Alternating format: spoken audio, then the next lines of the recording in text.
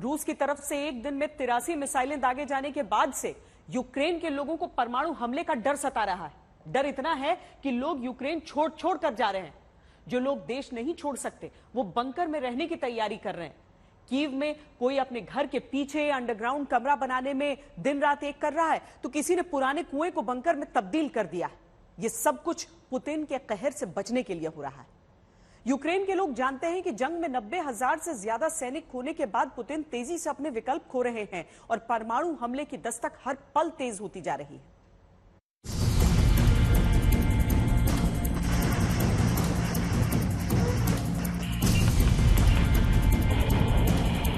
ये नाम तो आपने सुना ही होगा। अमेरिका के पूर्व राष्ट्रपति आजकल परमाणु युद्ध को लेकर अपनी सरकार और दुनिया को चेतावनी दे रहे हैं।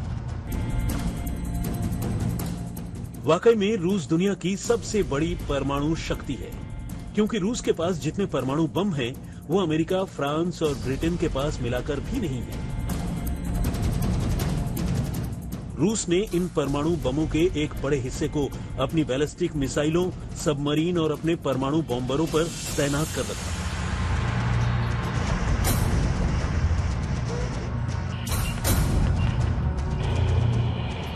इसीलिए यूक्रेन पर हुए ताजा हमले के बाद अब दुनिया परमाणु युद्ध के हमले से डरी हुई है, क्योंकि अगर रूस ने अपनी मिसाइलों पर परमाणु बम फिट करके यूक्रेन पर दागा तो फिर तीसरे विश्व युद्ध की शुरुआत हो जाएगी।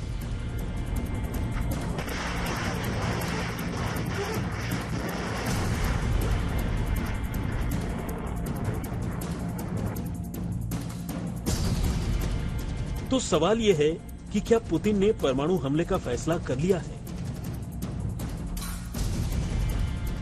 यूक्रेन के किस शहर को रूस की सेना एटमी वार से सहलाएगी? एटमी हमले का डर इतना ज्यादा है कि यूक्रेन के लोग रूस के गुस्से से बचने के लिए जमीन के अंदर बने बंकरों और शेल्टरों में शरण लेने को मजबूर हैं।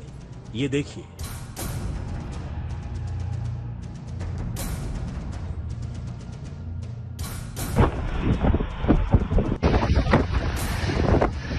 पुतिन के बर्थडे पर क्रीमिया के पुल पर हमला करना यूक्रेन को महंगा पड़ चुका है।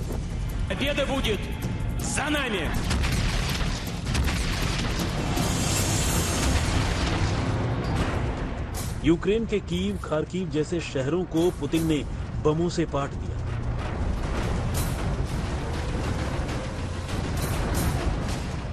लेकिन यह हमला यूक्रेन को पूरी तरह से झुकाने में नाकाम साबित हुआ है। इसलिए पुतिन इससे आगे क्या करते हैं, इसे लेकर अमेरिका और नेटो में खलबली मची हुई है।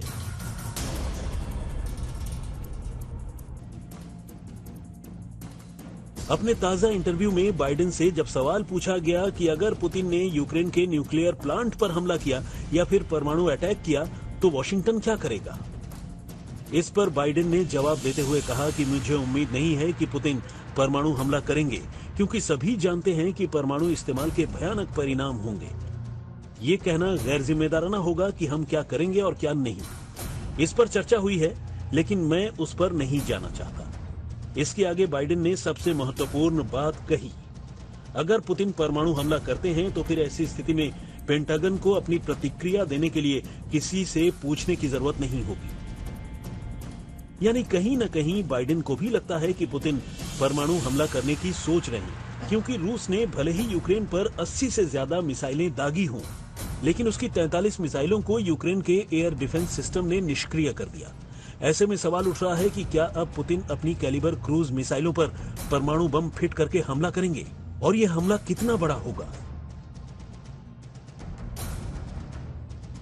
जानकारों का कहना है कि पुतिन ने अगर छोटा परमाणु हमला किया तो उससे उन्हें कुछ हासिल नहीं होगा। इसलिए पुतिन को युद्ध पूरी तरह से अपने हाथ में लेने के लिए बहुत शक्तिशाली परमाणु हमले को अंजाम देना होगा, तभी युद्ध की तस्वीर बदल सकती है। लेकिन यह पुतिन की सबसे बड़ी गलती होगी, क्योंकि फिर सारी दुनिया रूस से मुंह फेर लेगी और रूस को पूरी दुनिया का बहिष्कार झेलना होगा। लेकिन पुतिन को करीब से जानने वालों को इस बार परमाणु युद्ध की आशंका सबसे गहरी लग रही है, जिसके लिए वो बेलारूस का इस्तेमाल कर सकते हैं।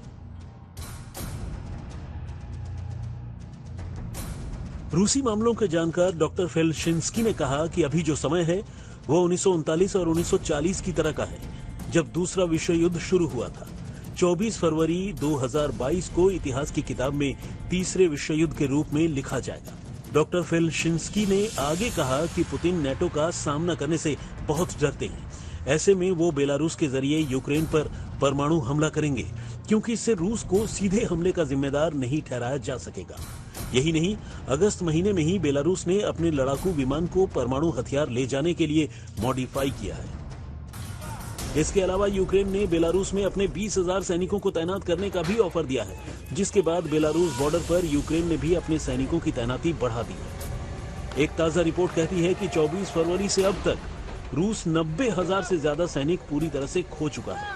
ये वो सैनिक हैं जो या तो मारे गए हैं, लापता हैं, या फिर जंग में बुरी तरह से घायल होने से अपाहिज हो चुके हैं। इस नुकसान की भरपाई नहीं की जा सकती। जानकारों को डर है कि पुतिन जितने ज्यादा सैनिक खोएंगे, परमाणु हमले का खतरा उतना ही ज्यादा बढ़ता जाएगा। आज तक ब्यूरो। रूस यूक्रेन जंग की शुरुआत से ही परमाणु हमले की आशंका बनी हुई थी।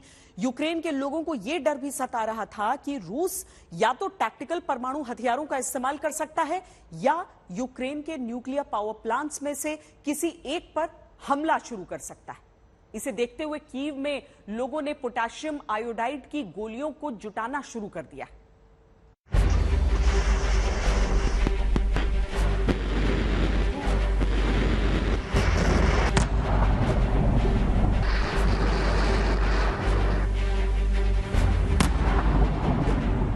पिछले 2 दिनों में रूस की मिसाइलों ने यूक्रेन की 30% ऊर्जा ठिकानों को तबाह कर दिया है, जिससे यूक्रेन में बिजली संकट पैदा हो गया है।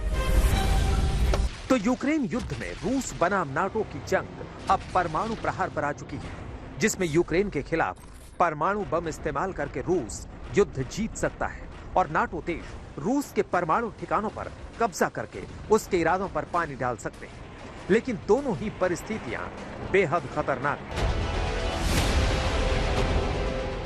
नाटो देशों ने न्यूक्लियर ड्रिल करने का फैसला किया है, जिसमें परमाणु हथियारों को सुरक्षित और प्रभावी बनाने का अभ्यास किया जाएगा। इस बीच नाटो अध्यक्ष ने कहा है कि अगर रूस जीता तो ये दुनिया के लिए अच्छी बात नहीं होगी, क्योंकि इसके खतरनाक हालात पैदा होंगे।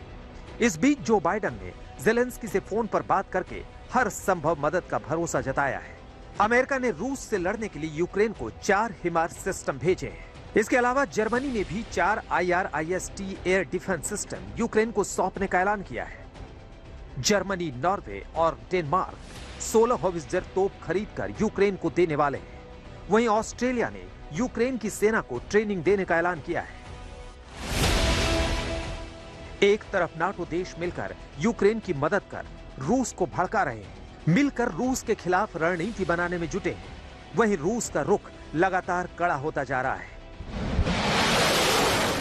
खबर है कि रूस जल्द अपनी सबसे खतरनाक मिसाइल सरमत का परीक्षण कर सकता है। ये टेस्ट 12 से 15 अक्टूबर के बीच किए जा सकते हैं। 115 फुट लंबी ये मिसाइल एक इंटरकॉन्टिनेंटल बैलिस्टिक मिसाइल है, जो करीब 16,000 मील प्रति घंटे की रफ्तार से तबाह करने में सक्षम है।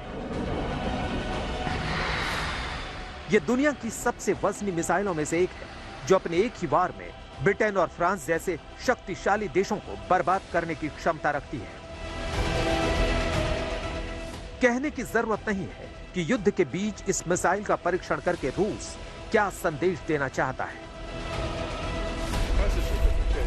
इससे पहले पुतिन अपने सबसे खूंखार जनरल को सेना की कमान सौंपकर आगे क्या होने वाला है बता चुके हैं।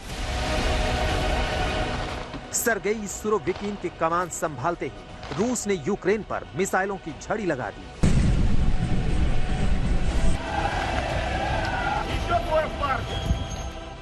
छब्बीस फरवरी को शुरू हुए यूक्रेन युद्ध में पहली बार पूरी रूसी सेना के लिए एक ही कमांडर की आधिकारिक तौर पर नियुक्ति की गई है। सुरोविकिन इससे पहले रूसी एयरफोर्स की कमान संभाल रहे थे, लेकिन रूसी सेना का कमांडर बनते ही सर्गेई सुरोविकिन ने तबाही का मास्टर प्लान जमीन पर उतार दिया और देखते ही देखते यूक्रेन की राजधानी कीव से लेकर पोलैंड की सीमा पर बसे लवीव तक मिसाइल की बरसात कर डाली।